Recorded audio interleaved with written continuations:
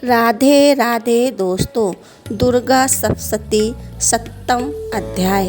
ऋषि बोले, तदंतर शुभ की आज्ञा अनुसार चंड और मुंड चतुरंगी सेना तथा संपूर्ण हथियारों से सुसज्जित होकर चल दिए और हिमालय पर्वत पर पहुंचकर उन्होंने सिंह पर स्थित देवी को मंद मंद मुस्कुराते हुए देखा।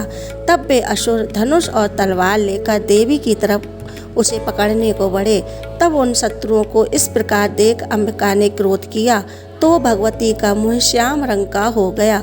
उसकी टेढ़ी भुएं तथा माथे की सिकुड़न से तत्क्षण ही उसमें से तलवार और पास लिए चीते की चर्म की साड़ी तथा नर मुंडों की माला पहने हुए विचित्र खड़क धारण किए हुए भयानक शुक शरीर, हड्डियों का ढांचा व अति लंबे शरीर वाली जीभ को मुख से बाहर लपलपाते हुए भयंकर लाल लाल आंखें जो भीतर को घुसी हुई थी, ऐसी भयंकर विकराल मुखी काली प्रकट हुई। उनके भयंकर शब्द से सभी दिशाएं गूंज उठी। वह देवी असुरों की सेना पर टूट पड़ी और असुरों का भक्षण करने लगी।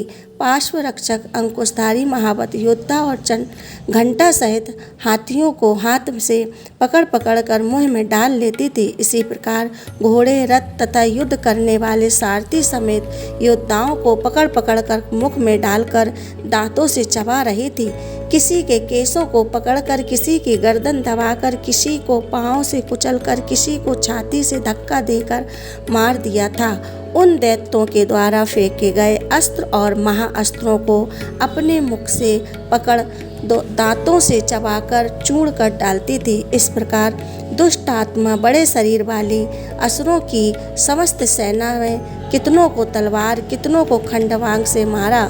क्षण मात्र में ही असुर सेना का विनाश होते हुए देख चंड उस अति भयंकर नेत्र वाली काली के सम्मुख बड़ी शीघ्रता से आया और उसने महाभयंकर बाणों की वर्षा करके तथा मुंड ने हजारों चक्र फेंक कर भयंकर नेत्र वाली देवी को ढक दिया। काली देवी के मुख में प्रवेश करते हुए वे चक्र इस प्रकार सुशोभित हो रहे थे मानो बादलों में सूर्य के बहुतेरे मंडल प्रवेश कर रहे हों।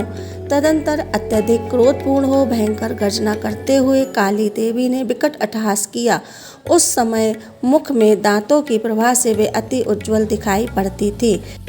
फिर देवी उठकर हाँ शब्द का उच्चारण करती हुई तलवार लेकर महादैत्य चंड के पीछे दौड़ी और उसके केस पकड़कर खड़क से सिर काट दिया। चंड को मरा देख मुंड भी देवी की तरफ दौड़ा तो क्रोध युक्त हो देवी ने उसे तलवार से मारकर धरती पर डाल दिया। चंड और मुंड को मरा हुआ देखकर शेष बची हुई सेना वहां से भाग निकली।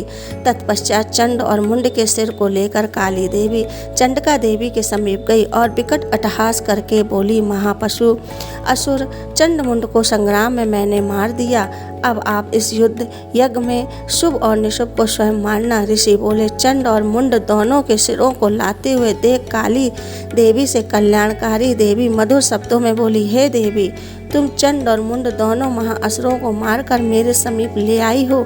इस कारण आप संसार में चामुंडा देवी के नाम से विख्यात हो जाओगी। धन्यवाद।